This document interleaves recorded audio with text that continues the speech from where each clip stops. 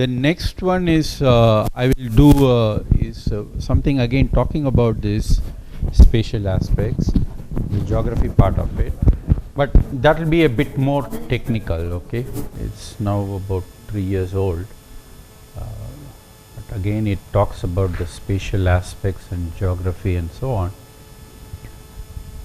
So I thought I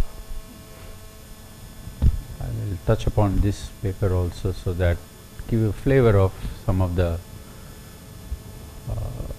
methods that are used here. It's a paper available, published in the Journal of Development Studies.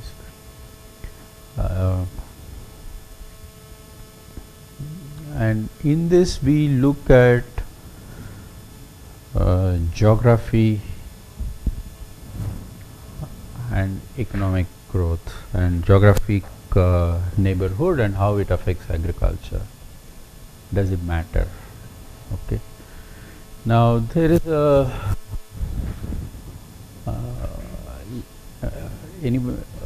somebody here is introduced to economic geography.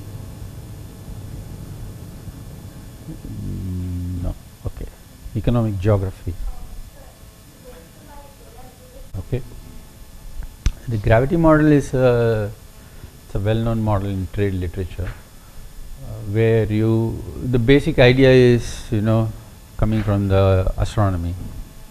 Small planets, less gravity; large planets, more gravity. Okay, large economies tend to pull lot more activity, and so exports and imports to a large economy is at a much higher scale than to a smaller economy. So this is a gravity idea. That's not what we mean here. Okay, and there, of course, the way those gravity models work is the distance is used to proxy the effect of gravity, so to say.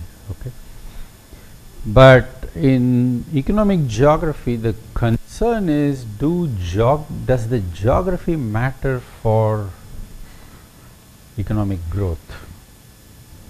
Okay, that's basically the whole thing. The role of geographic location on the economic performance. Okay, so in the growth theory, there are some studies that have argued that countries or regions with favored geography.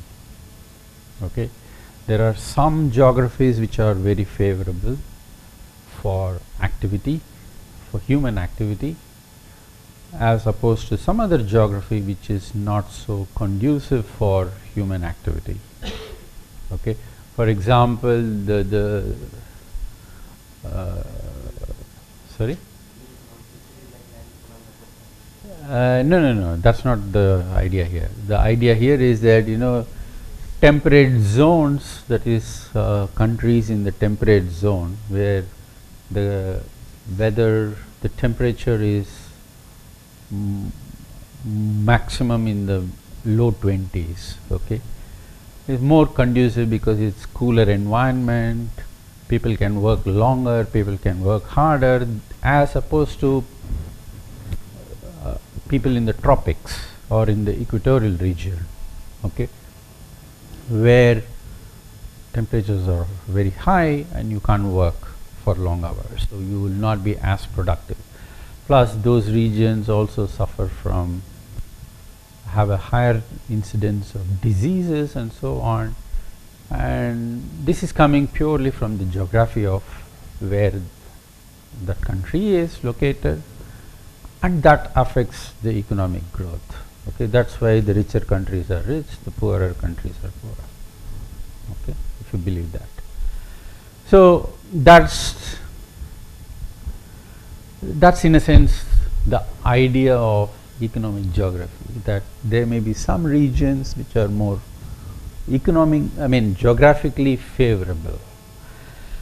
Okay, so there is some growth literature which has argued that.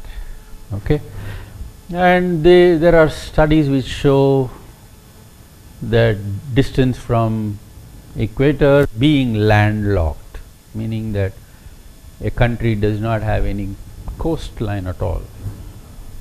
Nepal, for example, doesn't have a coast, it's landlocked. Okay. Or population density, access to coastal regions. Coastal regions tend to grow because they can trade more easily, so they tend to grow. So these are the kind of studies that have argued. And for every study in economics, there will be a counterpoint. Okay, so the counterpoint is no, it doesn't matter. Okay, so there are other studies which says that no, geography does not matter. What matters is only institutions and infrastructure. Okay, so if you have the right set of infrastructure, if you have the right set of institutions, it doesn't matter where the country is located, what is the features, geographic features of the country or the region, it will grow. Okay. So in the growth literature itself, there are these two theories. Okay. And this itself is in the larger context of the convergence theories that are there. Okay, whether there is growth convergence across countries. So in that context, people have talked of geography being a hurdle, and others saying no, it's not geography, it is the institutions and infrastructure that is a problem. Okay, and as I said in the morning, as opposed to a general convergence where every country is converging, people have said no, there are club convergence, okay, or clusters. These are quite often used interchangeably. Okay, that is, economists tend to form a club. So you have a set of countries which are poor, you have a set of countries which are rich, there are some countries which are in the low middle, they tend to kind of form a club. There is clustering, there is no continuum of countries, but there is some kind of clustering that is happening, club convergence. So people or countries with similar infrastructure and institution tend to have a kind of a club convergence. This is the idea. Okay. Now here again, there are some people who say that yes, that happens, no, it doesn't happen. Club convergence happens. And here again, people have said geography matters, doesn't matter. So you have mixed literature. Okay. Now the question then is, why is there such mixed evidence? Okay. And while looking at, now there are various possible reasons why geography may not matter. Okay. It might matter only for some sectors like agriculture. May not matter where you have a bank, or does it matter where the financial capital of the country is? Geography plays no role with the financial sector. You can't even think of how geography will influence the functioning of financial sector. You can't even think of how geography will influence the functioning of universities, the education sector. It's very, very difficult to even contemplate how geography can influence these things. So whereas some sectors, agriculture, mining, forestry, fishing, yes, maybe their geography matters. So if those sectors are small in a country, then of course for that country geography does not matter for its growth, if the other sectors are the bigger ones, right? That could be one thing, one reason why you are getting, okay, so if you have in your sample countries with sectors like agriculture dominating, then maybe for them geography matters. But if you have sectors, I mean countries that are dominated by other sectors for whom geography does not matter, it doesn't matter. For example, what is special about Bangalore for the IT sector? What is the geographic advantage of that Bangalore has to offer. I mean, a geographic advantage. You can't think of anything. With an equal probability, the IT sector could have started in Patna, right? But why didn't it start in Patna but in Bangalore? It's the institutions and infrastructure. You had a lot more educational institutions available. You had a lot of public sectors with a lot of trained manpower already in existence in Bangalore, whereas Patna did not have that advantage, right? But otherwise there is no locational advantage coming out of the sheer geography of the city, right? So it's the infrastructure, technological advancements.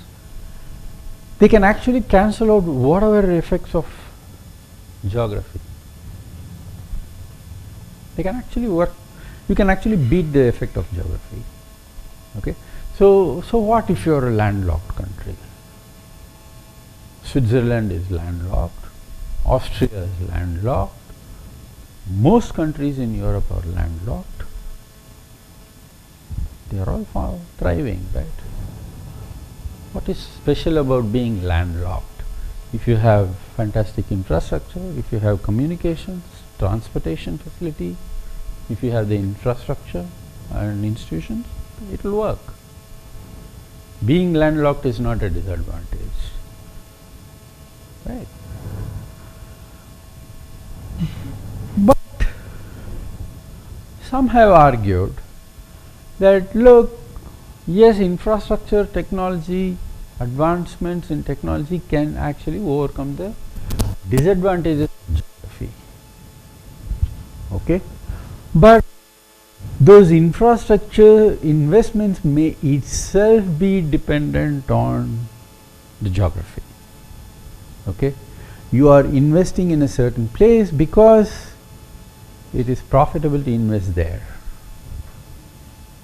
Okay, and why you are doing that is because there might be certain geographic factors behind where you choose to invest.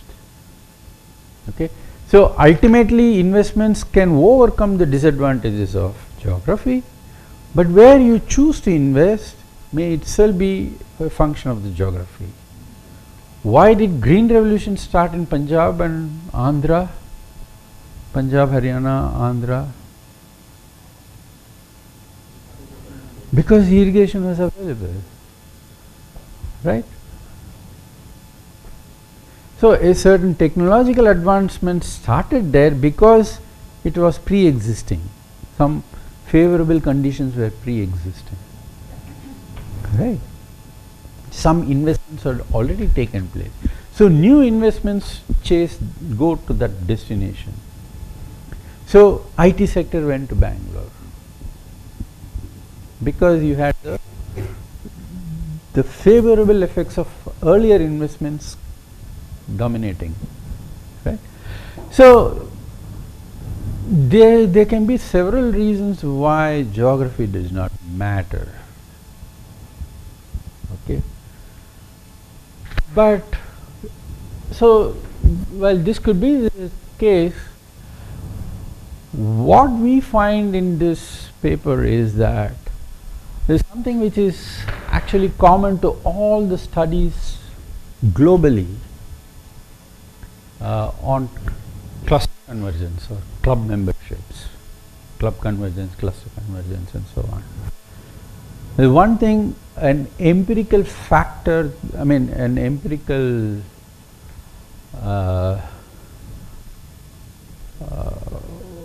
observation that stands out. What do you call it? Okay, and these are the 2 points that stand out in all the studies without an exception. Clusters comprise of geographically contiguous and non-contiguous regions. Okay, so if you examine who the members of a cluster are, or which are the countries or which are the regions that are members of a particular club, you will find some members who are contiguous, but there are also others in that club who are out of that region. in a particular level. Okay. So when I talk of club or cluster, what I mean is, imagine that, okay, you have the poorer states as one club, low middle income states as another club, middle income, high middle income, and then the upper high level income. So I mean, this is just a simple construct to kind of think about it, the problem. So each is a certain level and each has several member states or member countries. And if you look at in any of the cluster, who the members are, you will find some members who are neighbors and some who are not neighbors. That's one. The second thing that you will find is that not all the geographically contiguous regions are in the same cluster. Okay. And it is increasingly happening even in South Asia now, if you see. You will find, for example, there was a time not very long ago when all the countries of this region except Sri Lanka were all low income countries, right? Now except for one or two, all have come to low medium income. Okay. And there are also so if you look at low medium income as a group, you will find some South Asian countries who are neighbors, but you will also see some African countries, some Latin American countries or Central American countries, some countries from rest of Asia, Central Asia. Why? They are not neighbors. Are they there? Now, is it the case that all the neighboring countries are in the same income cluster? Again, the answer is no. Europe itself is consists of countries at different levels of income. They are supposed to be developed, but there are some regions of Europe which will be, at best you can say, it's a middle income type of a country, right? Especially countries in the southern eastern region. Okay. Are all the countries of Southeast Asia at the same level? No. Okay, you have in Southeast Asia, you have the Singapores, the Hong Kongs and Malaysia, but you also have Laos and Cambodia. Right, they are all in that region. So not all geographically contiguous regions are members of the same cluster. This is an empirical pattern that we see in all the studies on club convergence for any region. Okay, be it for Europe or be it for be it a kind of a global study or whatever. The question is, why is it so? If geography is important, then you would expect all the contiguous regions must have been together and vice versa. So why this empirical pattern? Why are we observing this empirical pattern? And that's what we set out to analyze in this paper. Okay, and we do this for agriculture income across states in India, because we already think that one should not be taking aggregate income. We should focus on some specific sectors for which geography at least in principle can matter, and agriculture is one of the sectors for which geography can actually influence, because every study on agriculture will show the importance of agroclimatic regions, which is a geographic factor.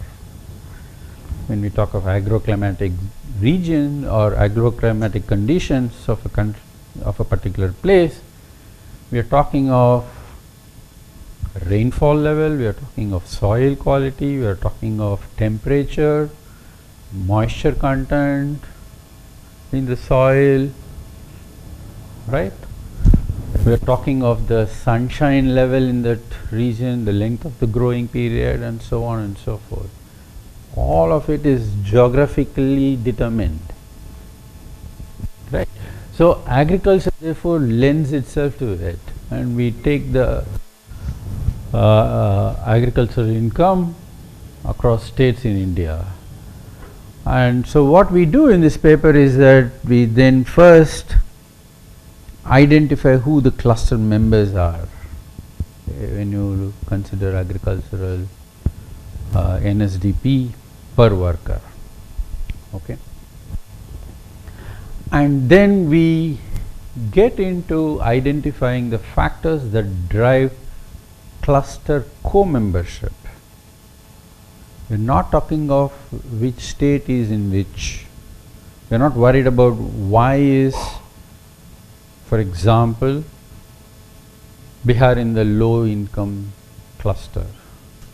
That's not the question we are asking. We are asking the question, why is Bihar and this state, maybe say Assam, in this cluster as together?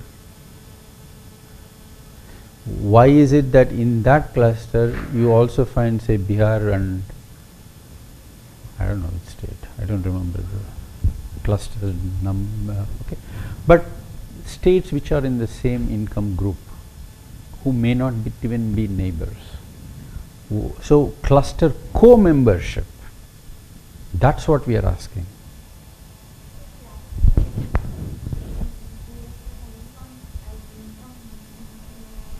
Yes, we are looking at NSDP per capita from agriculture, per agricultural worker, not per population, but per agricultural worker.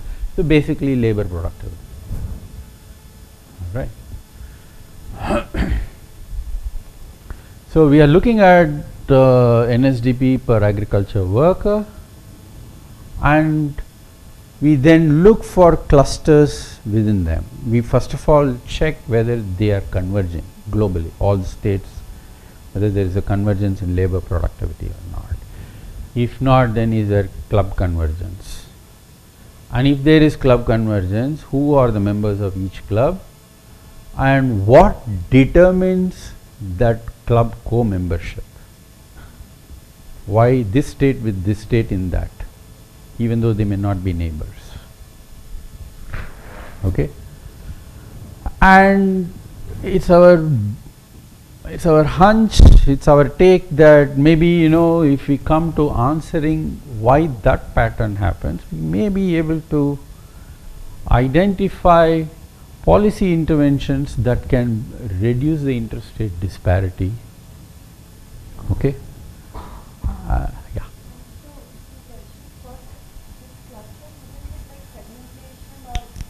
Latin American countries or Central American countries, some countries from rest of Asia, Central Asia. Why? They are not neighbors. Are they there? Now, is it the case that all the neighboring countries are in the same income cluster? Again, the answer is no. Europe itself is consists of countries at different levels of income. They are supposed to be developed, but there are some regions of Europe which will be, at best you can say, it's a middle income type of a country, right? Especially countries in the southern eastern region. Okay, are all the countries of Southeast Asia are the same level? No. Okay, you have in Southeast Asia, you have the Singapores, the Hong Kongs and Malaysia, but you also have Laos and Cambodia, right? They are all in that region. So not all geographically contiguous regions are members of the same cluster. This is an empirical pattern that we see in all the studies on club convergence. for any region, okay, be it for Europe or be it for be it a kind of a global study or whatever. The question is, why is it so? If geography is important, then you would expect all the contiguous regions must have been together and vice versa. So why this empirical pattern? Why are we observing this empirical pattern? And that's what we set out to analyze in this paper, okay? And we do this for agriculture income across states in India, because we already think that one should not be taking aggregate income. We should focus on some specific sectors for which geography at least in principle can matter, and agriculture is one of the sectors for which geography can actually influence, because every study on agriculture will show the importance of agroclimatic regions, which is a geographic factor. When we talk of agroclimatic region or agroclimatic conditions of a country, of a particular place, we are talking of rainfall level, we are talking of soil quality, we are talking of temperature, moisture content in the soil, right? We are talking of the sunshine level in that region, the length of the growing period, and so on and so forth. All of it is geographically determined, right? So agriculture therefore lends itself to it, and we take the agricultural income across states in India. And so what we do in this paper is that we then first identify who the cluster members are when you consider agricultural NSDP per worker, okay? And then we get into identifying the factors that drive cluster co-membership. We are not talking of which state is in which. We are not worried about why is, for example, Bihar in the low income cluster. That's not the question we are asking. We are asking the question, why is Bihar and this state, maybe say Assam, in this cluster as together? Why is it that in that cluster you also find, say, Bihar and I don't know which state, I don't remember the cluster number, okay, but states which are in the same income group, who may not even be neighbors. So cluster co-membership, that's what we are asking.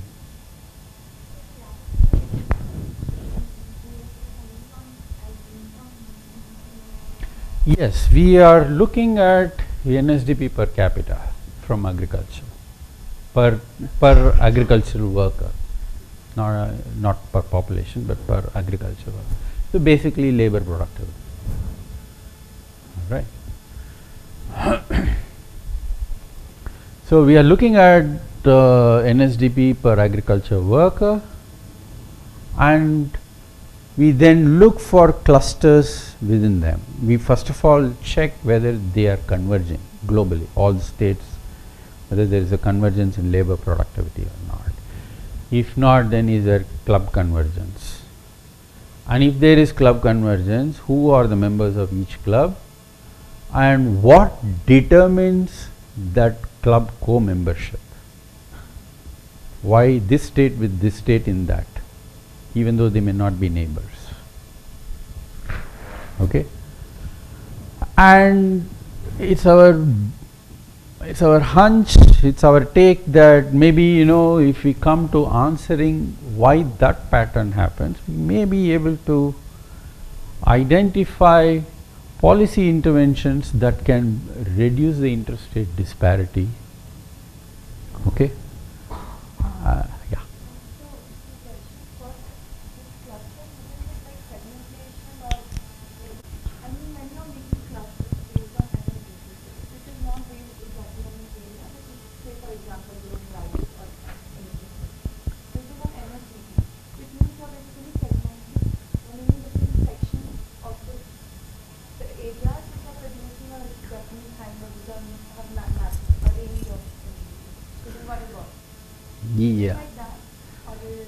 No, I will in fact come to how we test the club convergence.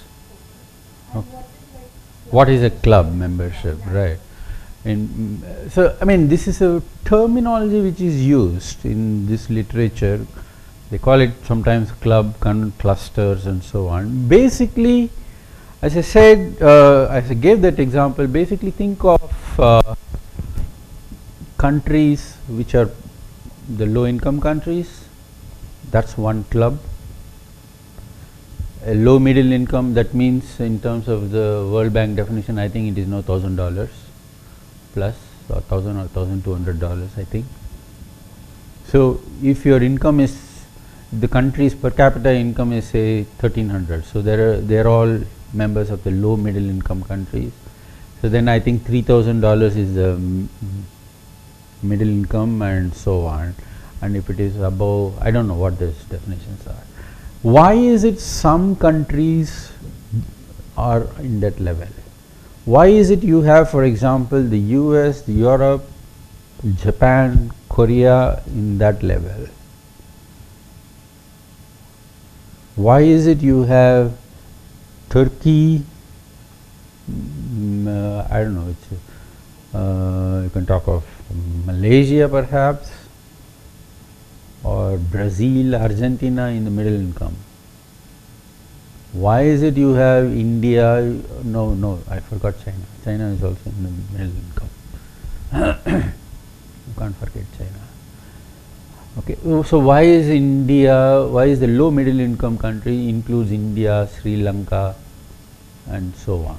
There are countries which are in that. Okay, and why is it you have at the bottom countries like Afghanistan, Sudan and so on? That's a club. I mean, it's a cluster of countries at that income level.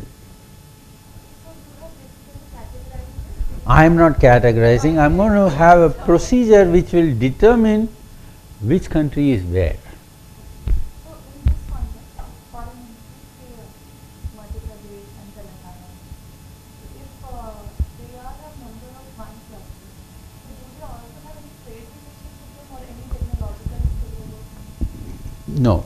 In this, when we are talking of being in a cluster or in a club, it only means in terms of your variable of interest, they are roughly in the same range of values. So, it may or may not be that they have a kind of exchange. They may or may not have other relationships, trading relationships and so on.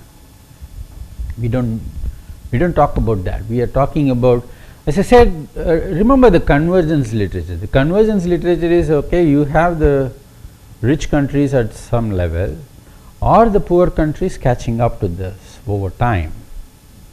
Okay, that's the convergence literature. Then, so if I were to actually kind of draw in the convergence literature, then you have the poorer countries here.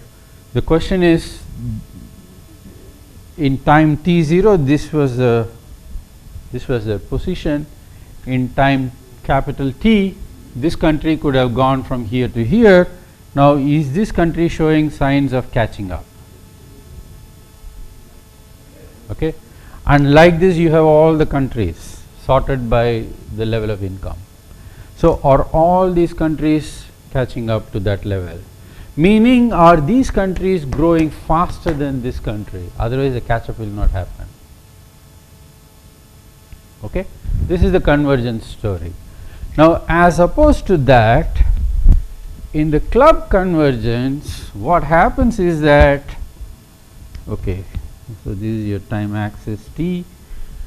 This country goes here, this country goes here, this country goes here. Now, this country grows here. Maybe this country grows here. Maybe this country also goes here. Maybe this country kind of slips down. So, they are clustering here. These countries are clustering here, and then maybe these countries are all clustering here. So, you have bands like this into which they are converging. So But then this distance remains, and there is no visible signs of convergence between these two, or for that matter these two. So this could be China. It went from here to here.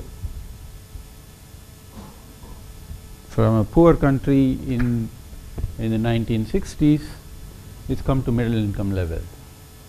Whereas this could be India. We are still in the low middle kind of a range.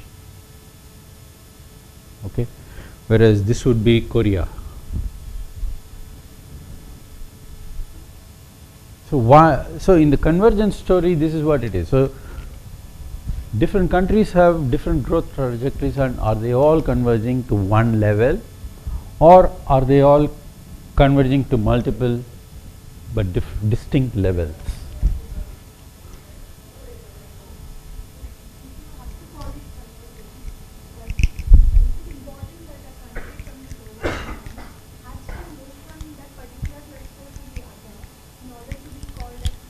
More clearly, this could have been the poor countries, but this could be the today's poor countries.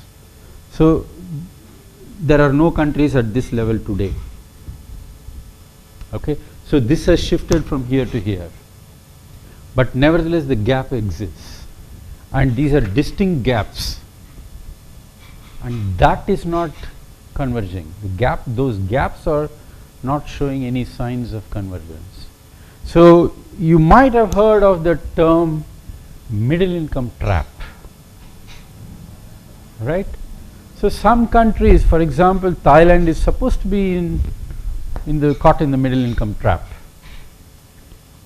because whatever the growth literature talked about in terms of education levels, in terms of in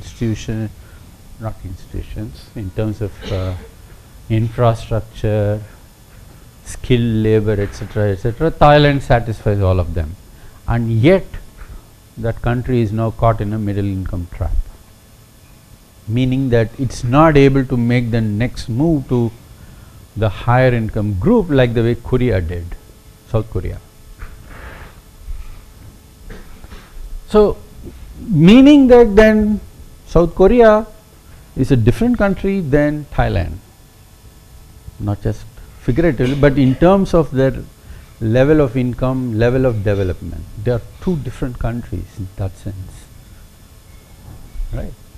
So why is it this happening, and what is the role of geography here? And this is where we are saying that if I now look at who are the members, some of them may be neighbors, some of them are way away.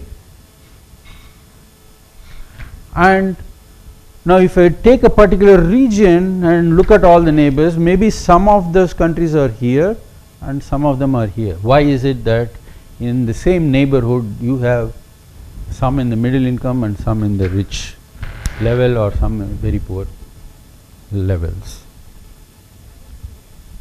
We are asking that question. Okay, so this is the issue that we are really looking at, the convergence and cluster convergence. So when I talk of clusters or clubs, what I mean is these are distinct levels. So you will find substantial gap in the average income here, average level of the variable here versus here. That will be significantly different. You can do a statistical test and you will find the mean levels here and here are different. Okay. So the question is also, do we just visually see and slot countries here and there? No, there are well established ways of doing it, and that's what we will do in this paper also. Okay. So what is the time period that we use? 66, 67 to 2010-11. Okay. Now this is the time period we considered, because that is the time period for which we had the data when we were doing this work, as simple as that. And this we broke into 3 sub periods. The first is what you can call as the Green Revolution period, 66 to 77. Then there was a period between 78, 79 to about 89, 90 when agricultural investments, especially public investments in agriculture, was actually declining. Okay, this was the period when there was the public investment in agriculture was declining. Okay, even in absolute levels it was declining for some years. And then you have a kind of a post-reforms period, which is roughly from 90 onwards. Okay, so this is the sub-periodization we did. Now, why is it we did that? Because when you look at the patterns, there are these distinct regimes you can talk about, ex ante, before the analysis also. And you will find that when you look at the things later on, you will find that the growth pattern across states also showed significant qualitative difference in these three subperiods. You will find that okay. The data set is basically standard stuff, NSDP from various things we have taken from all these places. So what is our overall method? So first we test if actually the states form clusters.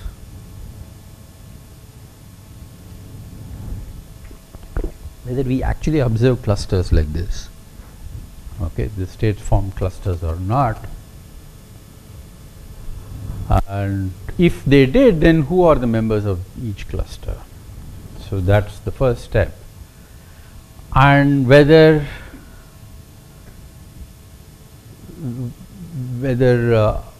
our findings also show that same pattern, the 2 points that I said, that clusters included neighbors and non-neighbors, and not all neighbors are in the same cluster.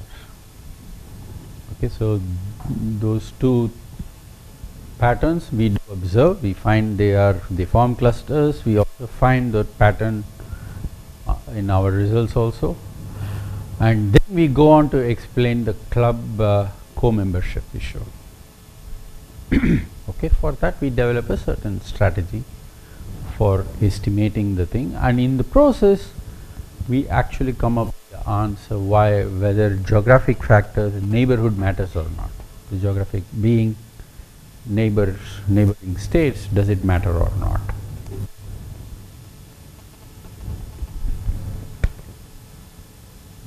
Okay. Okay, then we identify the channels that drive the common cluster. So basically some data to start with. So this is the NSDP per worker 2004-5 constant price in 66 and 2010. If you look only at the coefficient of variation, there is an increase in the coefficient of variation. Okay, this is basically labor productivity, remember that, NSDP per worker, right? And the range, if you look at 2010 also, you find Bihar, Jharkhand is just 17,460, whereas in Punjab it is 1 lakh plus, so nearly 5 times, right? More than 5 times actually.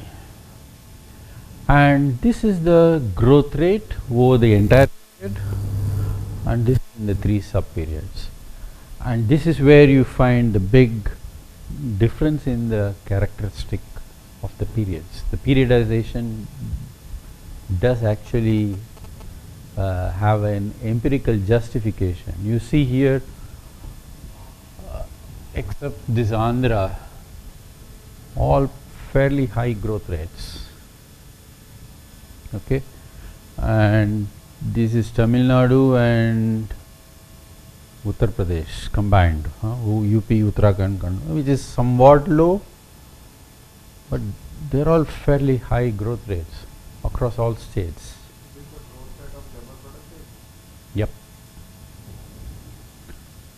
This is overall.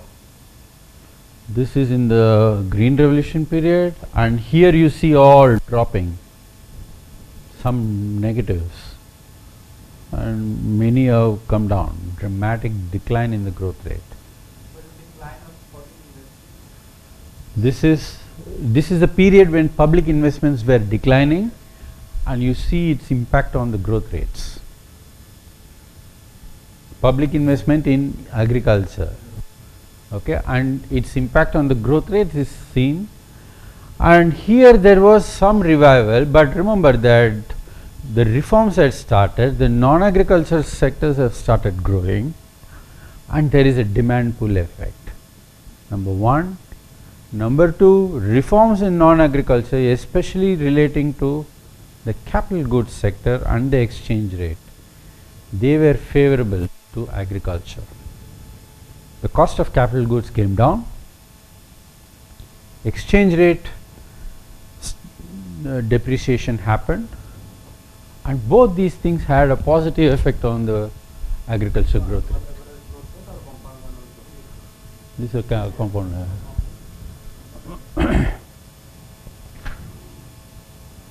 Okay, so yeah, because remember that was one of the early steps. Yeah. So export demands.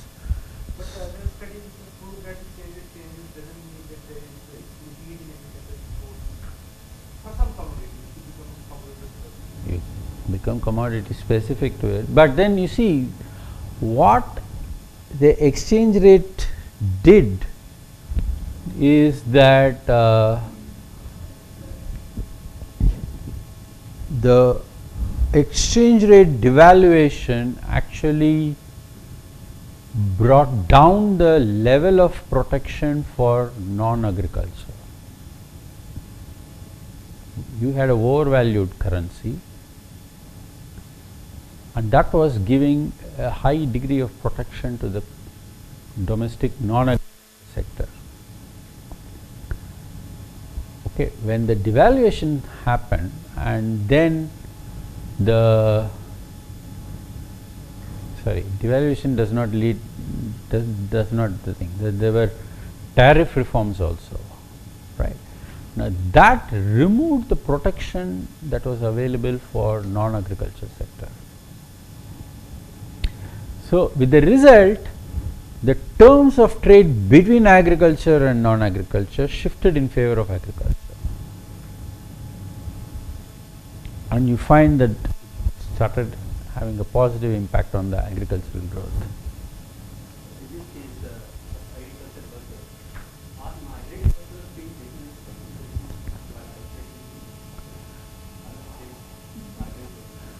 taken No. This is the set of agricultural workers in that state at that point in time. That's it. Yeah, we can't see all those little nuances we can't capture in the data, because in the data I wouldn't know how many are migrant workers, non-migrant workers, etc. Okay, remember that the data on agriculture worker comes to me from census. I get it from the census data, right? So I don't know how much of, from the census I can't make out the migration, the extent of migration or the patterns of migration. None of them I can figure out. So in that state at that point in time, these are the number of agriculture workers. Maybe some of them are migrants, maybe some of them are locals. Sir, the agriculture worker data set should be half is taken from the census and which is available in 10 years. And the GDP data is available in years. Yes, we interpolate. You don't have the data set for the agriculture worker. Yeah, some interpolations are involved. Interpolation for taking into only two data set and then interpolating for No, it's not 2 points. We had for over 45 years, no? So, plus I think we, along with that, we brought in some information from the NSS employment unemployment surveys also. So that also gives some kind of an estimate of the agriculture worker. So using all this you can do some interpolations. Okay. In our first attempt, actually we didn't do agriculture worker, we did per capita for precisely these kind of reasons. Then the journal editor said, no, do agriculture worker, so we did that, even though we were not so happy with that, but we did that. But broadly we report, we don't have it in the paper itself, but the journal has an online appendix for the paper. Okay, so some of the material is not in the printed paper, but it's available online in the journal website. And in the online appendix we report the results for per capita as a robustness check, and basically nothing much changes qualitatively. Okay, all that goes through. So here it is. So this is the basic data. So this is 66, this is 2010, and then looking at this, then all the convergence and non-convergence, etc., we start. So this is the spatial pattern of the NSDB, the same data which is plotted in a map here. Okay, and then now how do we study convergence? Okay.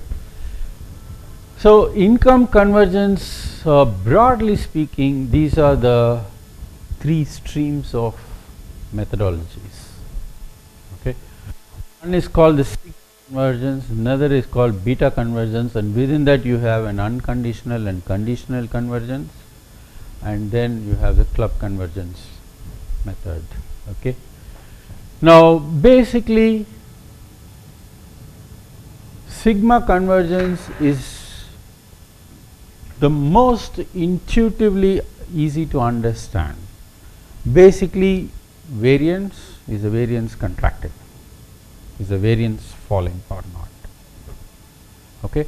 So if the variance is reducing over time, that means the poorest and the richest are not very far apart, right? That's when the variance will reduce. Intuitively this is the most easiest to understand. This is for common people to understand convergence. When you talk of poor states or poor countries catching up with the rich, when you talk of this, then essentially they will immediately think of only this sigma convergence. This is the intuitively most easy to understand. Okay. It basically captures the trend in regional disparities through changes in the cross-sectional dispersion of the variable over time. Okay. This is what we are doing. So all in the morning I showed those plots of coefficient of variation. I am essentially talking of sigma convergence in that. Okay. Whether there is sigma convergence or not. As opposed to that, you have the beta convergence. Now this comes from the growth theories. Okay, and in this the first is the unconditional. Now this is a very economist kind of a way of looking at things. So economists, in economic growth theory you have a steady state growth level, right? And that is supposed to be unique to each economy. The steady state level of growth is supposed to be unique to each level of economy, in each economy, and the question is whether the steady states are converging. Okay, if the steady states are converging, then that means in the long run all the economies will catch up with each other, and there may be deviations from the steady state for a particular economy, but they are only deviations from the steady state. Remember that. Okay.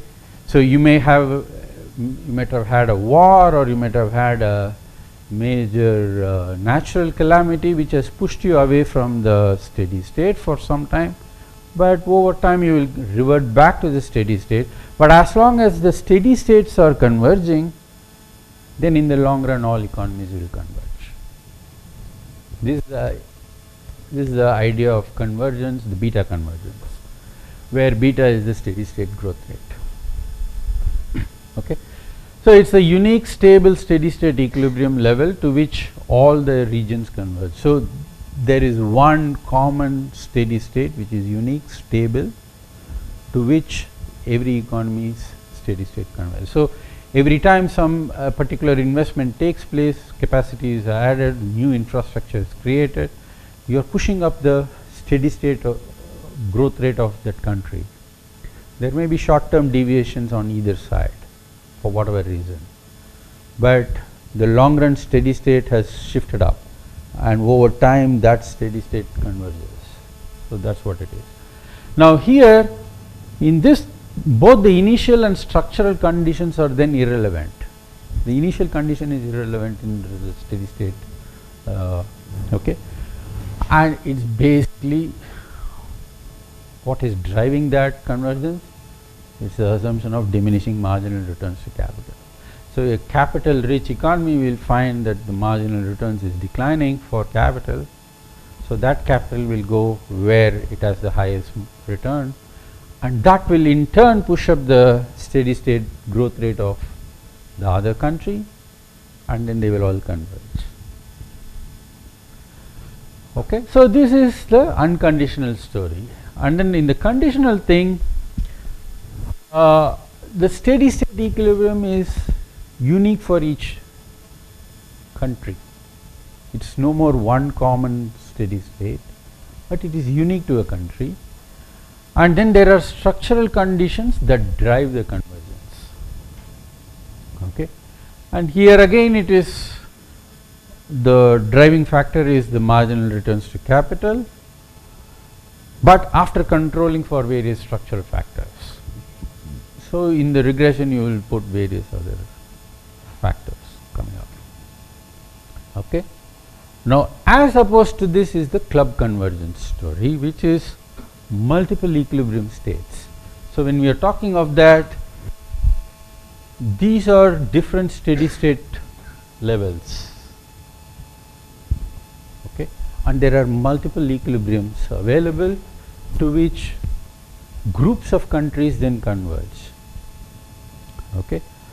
And here the initial conditions matter for club convergence in this theory, okay, and they may not hold, the same relation may not hold, that is this, whether is it the marginal returns to capital, we do not know, it could be certain other factors that is driving the story.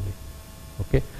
And then here I have put up how it is being tested, the methodology that follow. Sigma, you basically look at the standard deviation or coefficient of variation. Okay. You just simply do time plots, or you can even check for, you can even fit a time trend to the standard deviations or coefficient of variations, and then see if that has a negative growth. That means convergence, right. Now, whereas for this you have to estimate a growth model, okay, wherein there are some standard models available. Let me not get into the technicalities, you can read them. Whereas for identifying club convergence, it is a little bit more tricky, because you are not having one standard model here, which is just examining the growth I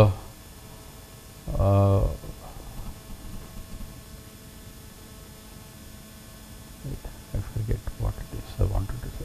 Okay. Anyway, in that there is a method that has been developed by Phillips and Soule, which actually enables you to test for club convergence. Okay. So, this is a very brief on the Phillips-Soule method. What it does is it is an endogenous method for testing for cluster convergence and actually identifying the members of the cluster. Okay. And in all this you have to worry about the time series property. In most of the other methods one has to worry about the time series property, because remember that when they are all growing series, then they are not stationary anymore, right. So the time series properties of the underlying variable matters, because you could be misled. All the test procedures can suffer if the underlying series is not stationary, whereas in this procedure it gets rid of the stationarity issue and they test it. Okay, and it can also detect convergence even in case of transitional divergence.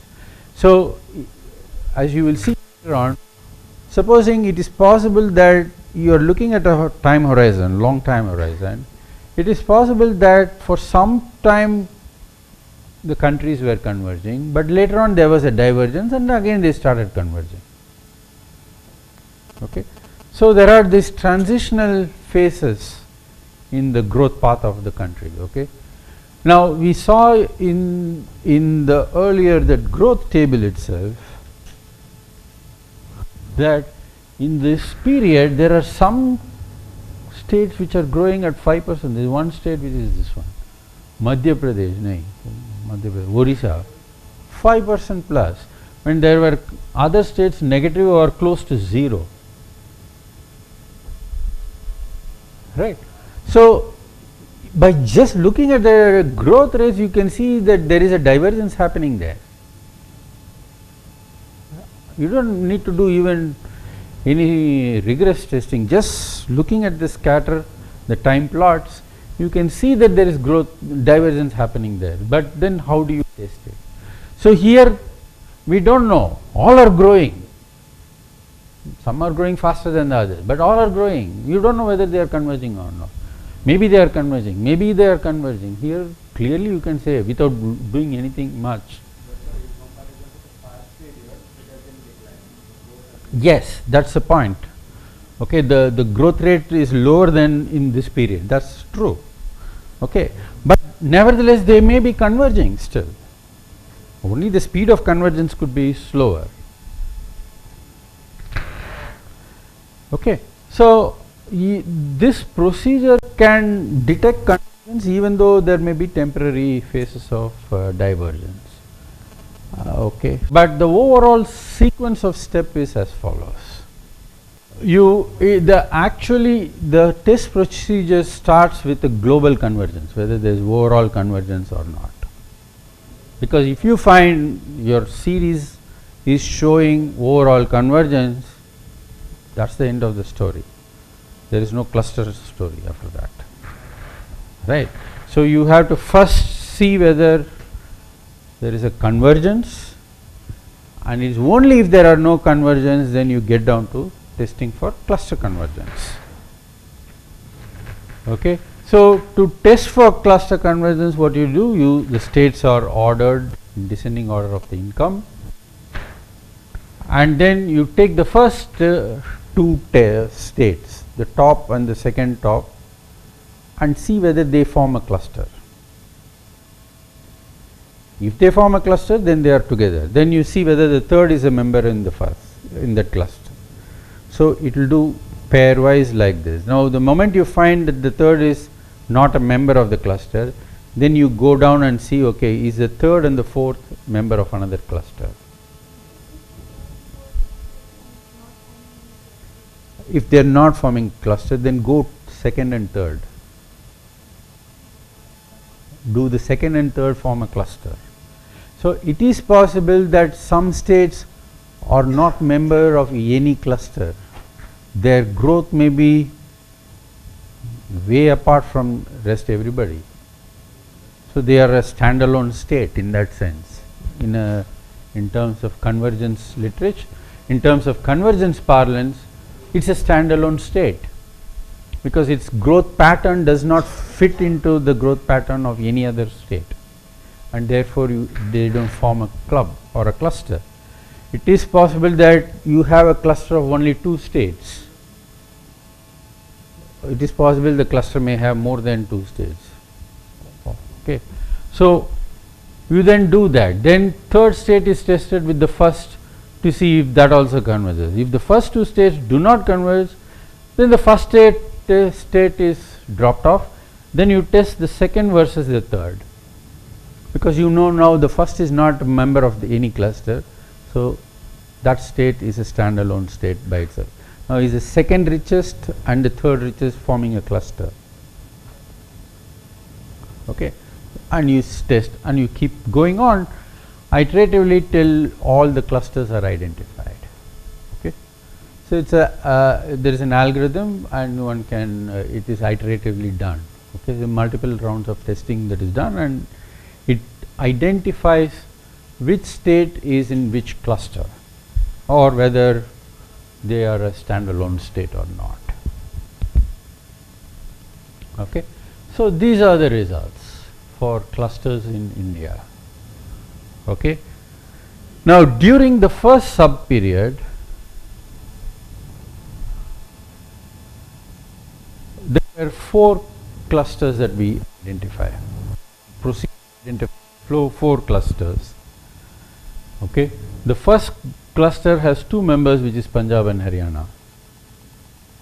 The second one has 6 states: Kerala, Assam, Jammu Kashmir, Gujarat, Himachal, Rajasthan. Kerala, Assam, Jammu Kashmir.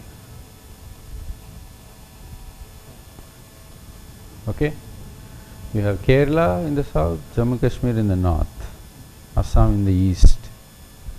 They are members of the same cluster. And then you have Gujarat in the west. So all 4 corners are there. Himachal and Rajasthan, 2 neighboring states, and of course Jammu Kashmir also. Himachal, Jammu Kashmir, they are neighbors.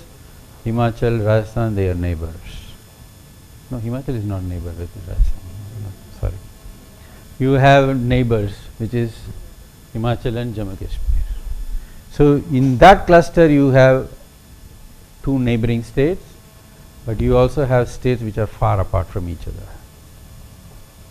Third cluster, 2 states, Karnataka, West Bengal, but they are a member of the cluster. Then you have the 4th one, which is UP, Andhra, Orissa, Tamil Nadu, Maharashtra, Madhya Pradesh. So you see there are neighbors: Andhra, Tamil Nadu, Maharashtra, MP, UP, Bihar, MP. Okay. Now in the second sub period, the high income standalone states are there,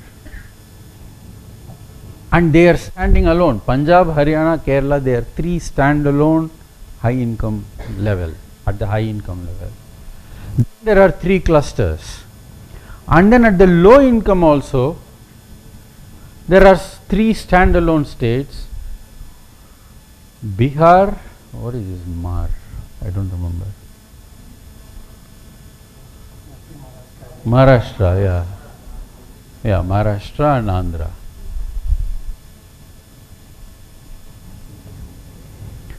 Okay, the second sub period, you see, it's quite dramatically different, where there are standalone states that don't belong to any clusters. The complete divergence, haywire, everything going haywire. And then in the third period again there are clusters that form. Now no standalone states. Okay, here again you find Punjab, Haryana, Kerala, Jammu Kashmir. In the first cluster you have Kerala, which is way away, whereas the other 3 are neighbors. Second cluster, West Bengal, Himachal, Gujarat, none of them neighbors. The third cluster is everyone else. Okay, so there are neighbors and non-neighbors in that cluster. So we find our pattern actually visible, and this is these are the maps, not so clear maps, but okay. Okay, our results. All right. Now this is the point that we were looking for, whether our results also show that, and we find that it does. And then we ask the question, what determines the club co-membership? So for this, what we do is what we can't do. Let us first see what we can't do. We can't do a standard Logit or a probit model, because in a standard Logit or a probit model, what will you do? Is Bihar member of this cluster? Yes or no? Is Assam member of this cluster? Yes or no? So your variable is 1 0 1 0 for each state, but it does not tell who the next member is. So your standard probit logit models cannot work to answer this question. So what we therefore do is geographic neighborhood and clusters. What determines whether the neighbors are part of a cluster or not, right?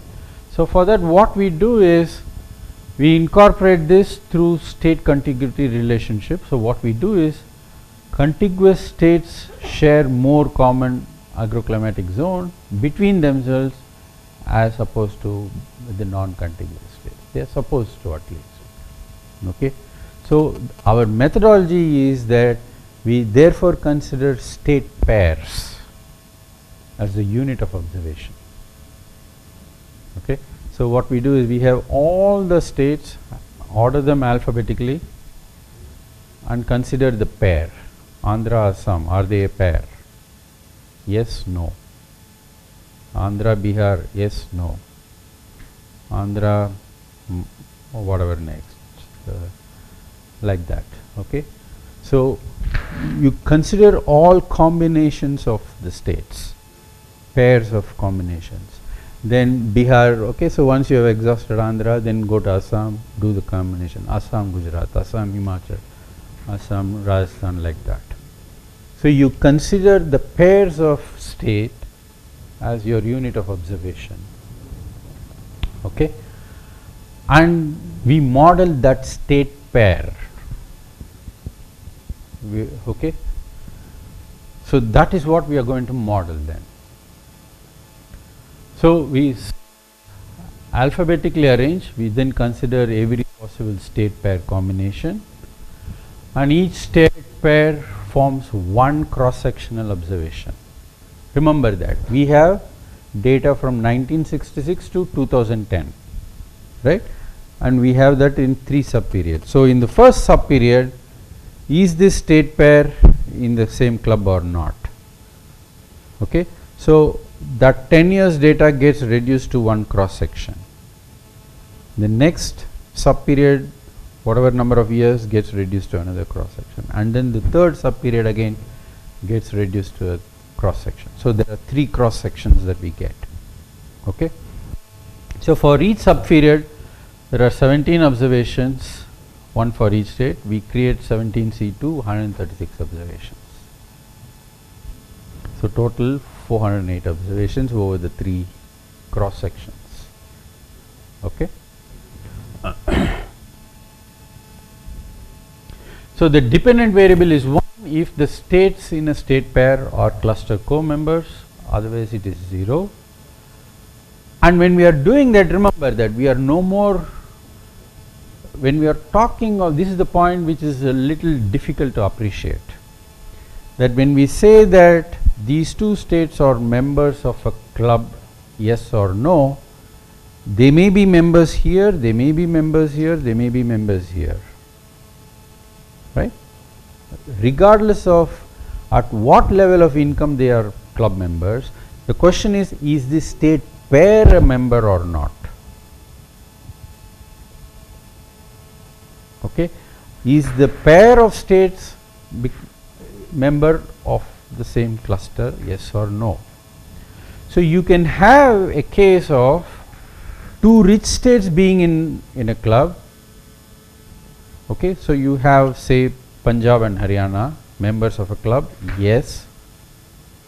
You may also have 2 poor states, Bihar and Odisha. Are they members of a club? The answer is yes. Okay, so our variable only captures club co-membership, but it does not tell at which level. Okay, so the 2 poor states are a club, the 2 rich states are a club. So when we talk of that pair, the observation takes the value 1. Here also the observation takes the value 1. Okay, but Obviously Punjab and Bihar not in the same cluster, so that's a 0. But the other way also, right? Orissa and Haryana also not a club. So that's again is 0. So what we are capturing is club co-membership, and that is our question. What determines club co-membership? Okay. So this is therefore, so that is what we are going to analyze, and this is basically how the observations are distributed. Same club, yes or no? Are they members of the same club, yes or no, and whether they are contiguous, yes or no. Okay. So here you have the total sample, and period wise. So this is how the thing are distributed. So if I take this one, actually this contiguity should have come up for all of them.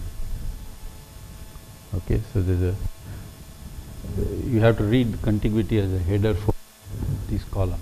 Okay, so there are 312 observations for contiguous state pairs. Let me just check if I'm reading that correctly or not.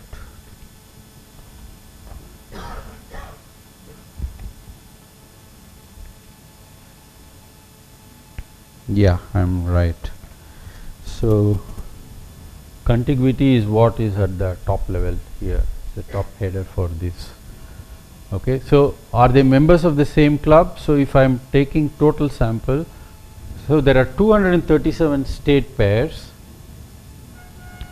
which are not contiguous state pairs, and which are also not in the same club, and there are 75 non-contiguous state pairs but which are in the same club. Okay, there are 62 state pairs which are contiguous but which are not in the same club, and there are 34 state pairs which are in the club, same club. Okay, so the total number of non-contiguous state pairs are 312, and there are 96 contiguous state pairs. Okay, and this is how it is distributed. Likewise for the 3 subperiods.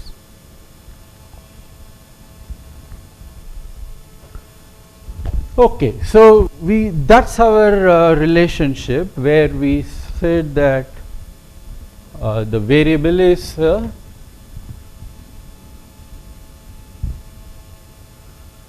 so our variable is ij, state I, state j, if members of same club.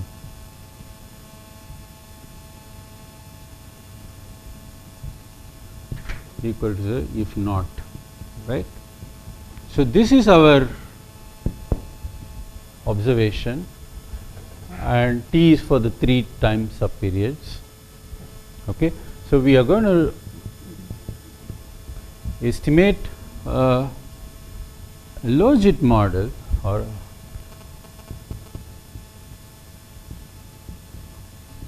with what variables. Okay, so when we come to the explanatory variables, there are 3 ways then we look at it. Okay, so remember that our observation is a state pair, Andhra Assam as a pair. Okay, so we then take a particular x variable and then we find what is the absolute difference between those 2 states in that x variable in time 0. So in 1966, so for example, in 1966, if the variable I am looking at is say irrigation, so what is the difference in the irrigation between Andhra and Assam? I only need to know the absolute difference. I don't need to know the sign, whether Assam is greater than Andhra, because it doesn't make sense, because my states are all ordered in alphabetically. So the sign does not matter, it's only the difference absolute difference that matters. So, I am looking at the difference in irrigation level between Andhra and Assam in the initial period, then this is in the final period for the first final year in the first time period. So, if I am looking 66 to 79, 78, right, then whatever it is, what is my time period?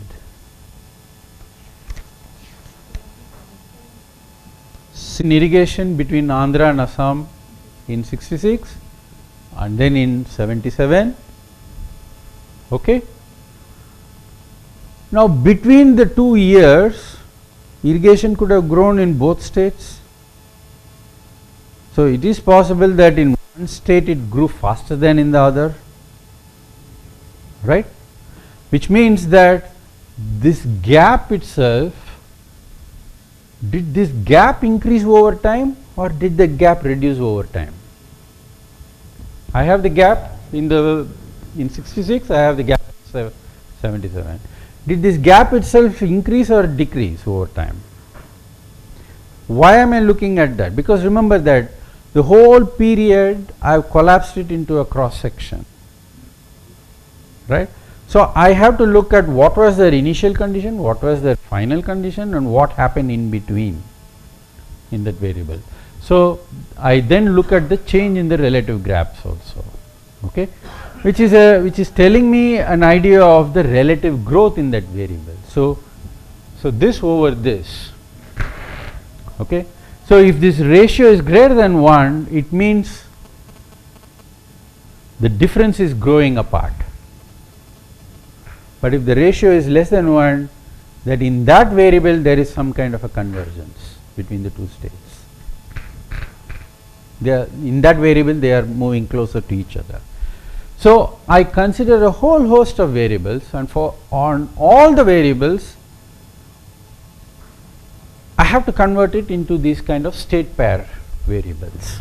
Okay, I do, and I collapse them into 3 types: the relative difference in the first period, the relative difference in the final period of the final year of the sub period, and then the ratio of the 2 relative differences. Okay.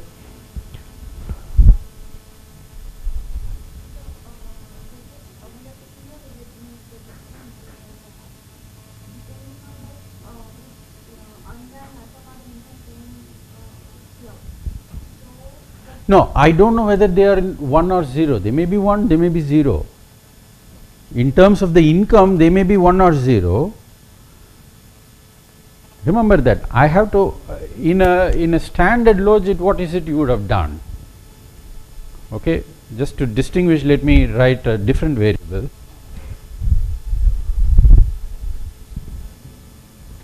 This is your standard logit model, right?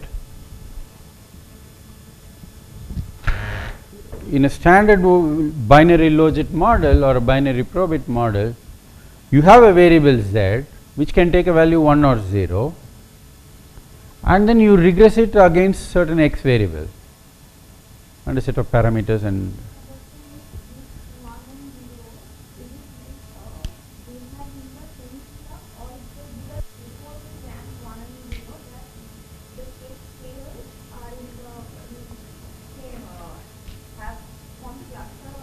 yes.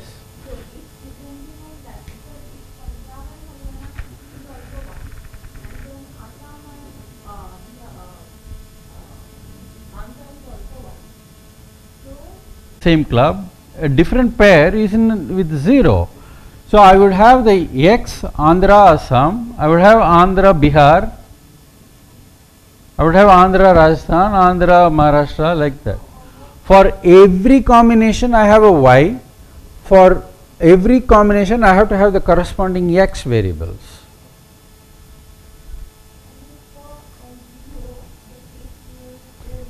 State pairs for which they are not members, I will have to construct that. Because the logit model will then tell me are they not members because these variables are what they are. They take a different level. Because the absolute difference is, So where I am getting to is the following. Let me just jump the econometrics and I will give you the economic intuition. Two states are in a certain state pair because in terms of the x variables, they are very close to each other. Okay? No, I am saying two states are in the same cluster because in terms of the x variables that determine the income, remember that, let us go step by step. Income is a function of, or agricultural or labor productivity is a function of certain x variables to start with, right? Say farm size, say rainfall, etc., etc. Irrigation, public extent, roads, whatever variables you are thinking of. I am now saying that two states I and j are in the same pair because the x variables are at similar levels. They are not in the same pair if the x variables are far apart. Okay. Now, having said this, the x variables can be at this level and therefore the income is at this level, but the x variables can also be at the low level and therefore the states are at the low level. Okay. So, when I am treating Punjab Haryana as one pair with the value 1 and Bihar Odisha as another one, Bihar and Orissa are together because the x variables are also at the low level, at similar levels, but similar low levels. So, they are both a club.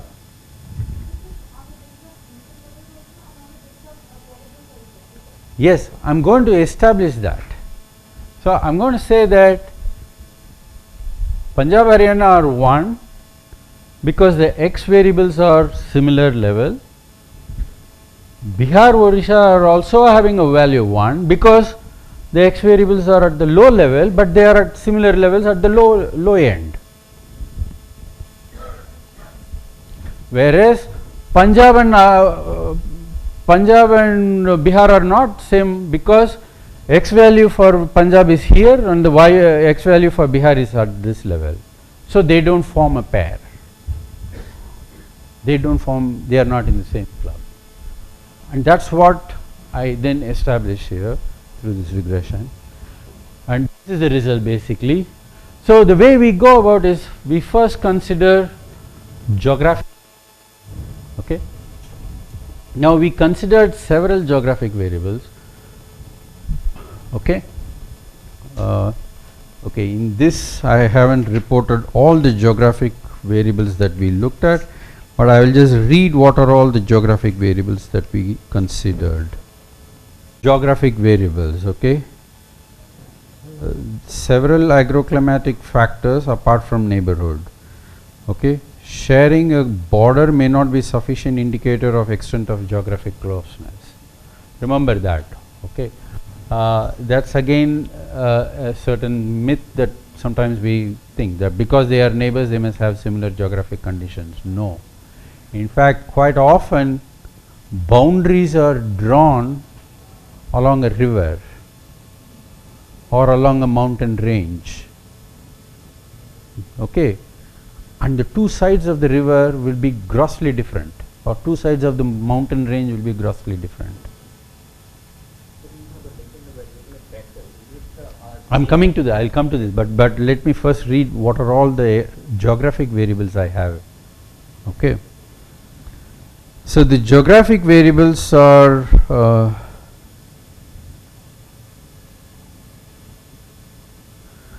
okay, capture geographic similarity. These are, so we have standard things like length of border. Okay. We also have percentage of districts falling in the same agroclimatic zones between the two. Okay.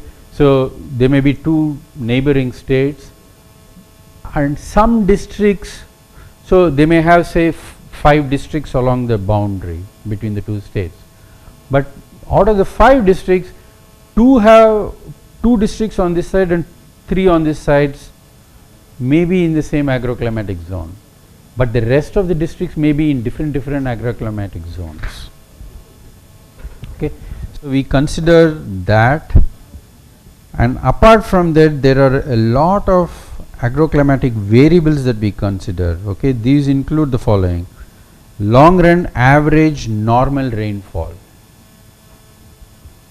long run average annual dependable precipitation, long run average minimum and maximum temperature over the entire year, long run average number of months with temperature less than 18 degrees Celsius, because that is considered conducive for crop cultivation, especially the winter crops. Okay, less than 18 degrees. Long run average minimum temperature in the Rabi season, length of growing period of crops, soil moisture availability index, percentage of land liable to flooding, which would reflect the terrain conditions. So we have actually this kind of information are available state wise. Many may not be aware of that.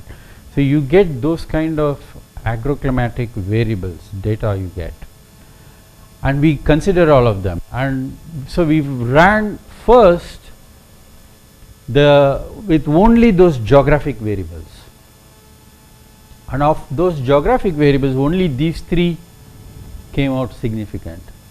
Okay, this is the percentage of land liable to flooding, then that rainfall is which rainfall? Oh shit, written only rainfall. Rainfall, this must be the normal rainfall. Then the proportion of districts which are in the same agroclimatic zone across the two neighboring districts, two neighboring states. So these are the geographic variables that came out significant. So in the first run we actually kept only the geographic variables to see if they matter, and they said these three matter. Then we said, okay, let us now bring all these non-geographic variables. Now these are the ones that are significant, okay, but we had a lot more in the, I don't have the full list here, but we have a lot more non-geographic variables. And the point to note is, the moment we control for non-geographic variables, all these geographic variables drop out, they become insignificant. It happened when we ran the total sample, the Logit model for the total sample. When we did the estimation only for the contiguous states separately and for the non-contiguous states separately, it happened again. Okay, this is all with agricultural workers. This is NSDP agriculture workers. The same pattern comes up when you do NSDP per capita. So when you consider geographic variables in isolation, they seem to matter, but when you control for other variables, non-geographic variables, the geographic variables lose out. Okay, yeah. Now tell me.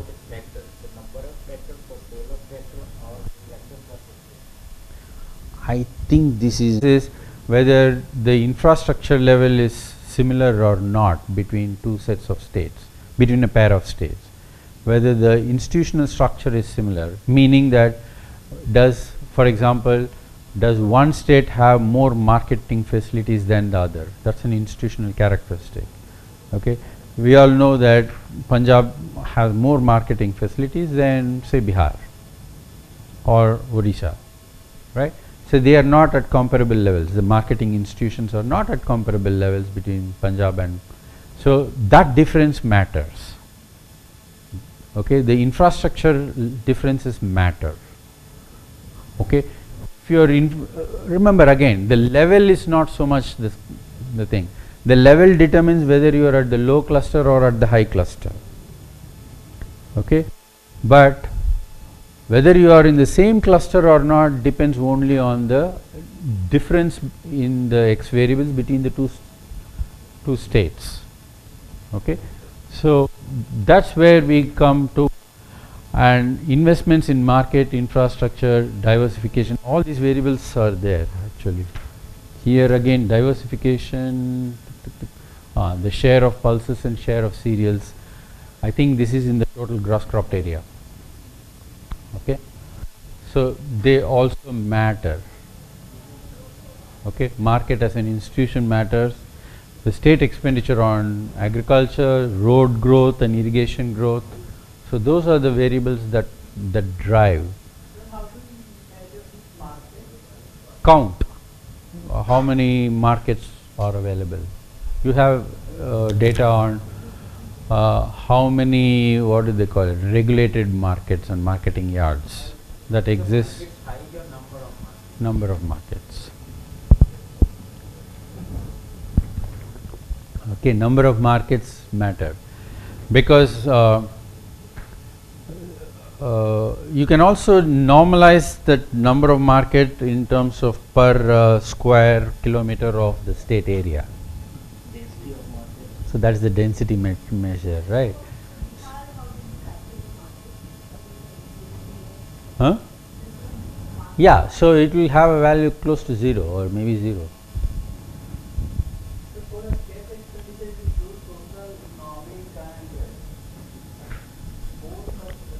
This is state expenditure in agriculture. So that's a policy variable, how much money you are putting in. I think that's all per capita terms.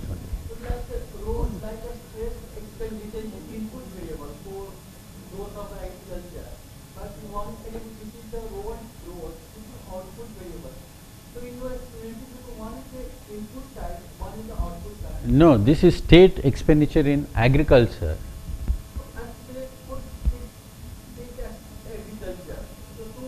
The two states are far apart. Okay. That's one thing that you need to note. I don't know if any of you noticed it, except for this one, all other variables will have only negative coefficient. Okay. All variables are expected to have negative coefficients only because of the way we define them. Okay. Smaller the gap, higher the probability that you will be in the same state, same club. So negative relationship. Okay. Larger the gap, you are unlikely to be in the. So because remember that the way we define the x variable is the gap in the x variable in the explanatory variables. So larger the gap, less probability that you will be in the same club. Smaller the gap, higher probability. So it's a negative relation that we are expecting, except for this.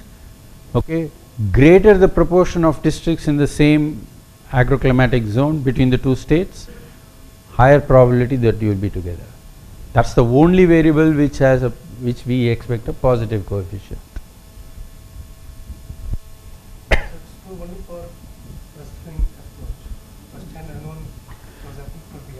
Yeah, for all these variables you will get a positive coefficient because the question we are asking is COCO membership. No. No. So this is actually saying that if the two states have different levels of flood prone area, they are unlikely to be there. But if they are, see, the two states can have very little flood prone area or a large flood prone area, right? Large fraction of area is prone to flood or very small fraction is prone to flood. Both the pair. If they are both here or both here, higher probability that they will be together.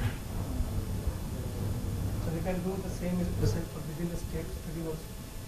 Within a state also one can do it. The reason actually, in fact, in economic geography, this is one thing that you need to note, that although we did this at the state level, more purists among the economic geographers will say that look, your state is too big.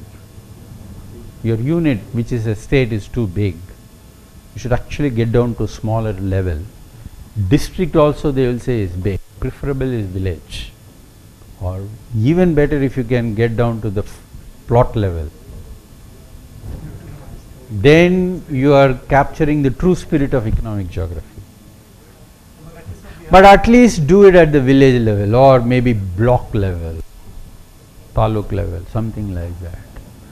Because there each unit is geographically more homogeneous, whereas here each unit itself is may have a lot of intra-unit heterogeneity. Intrastate heterogeneity in geographic factors will be enormous. Okay, so if our procedure is, we believe our procedure is robust. Now, if you have data on phenomenon which is at the district or block level, this can give you even better, qualitatively superior results, and you will get far more richer insights.